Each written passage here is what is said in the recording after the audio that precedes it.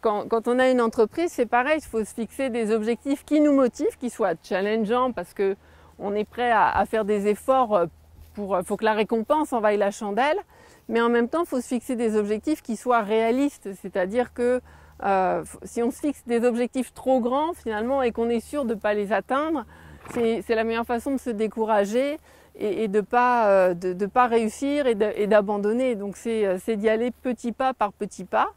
Se challenger en se disant bah tiens là je vais faire un pas un peu plus grand pour justement trouver cette zone de confort et progressivement le rêve il se construit j'ai envie de dire chaque jour.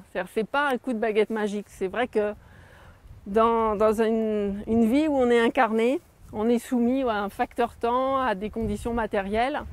On ne peut pas réaliser tout du jour au lendemain, c'est-à-dire c'est pas la baguette magique. Mais par contre, avec de la persévérance, ça c'est important aussi, je pense, la persévérance, progressivement, on va passer les petits, les gros obstacles, et puis on va passer ce que moi j'ai appelé ça le mur de la persévérance.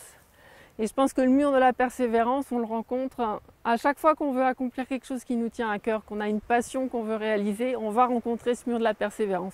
Le mur de la persévérance, ça peut être un mur où on va buter à chaque fois et où à chaque fois, on va se dire oh bah là j'abandonne, c'est pas pour moi, c'est pas mon chemin. Ça c'est aussi quelque chose qu'on se dit parfois souvent, c'est que quand on rencontre des trop gros obstacles, l'excuse qu'on va se donner, moi je me la suis souvent donnée au départ, c'était de me dire bah c'est pas mon chemin.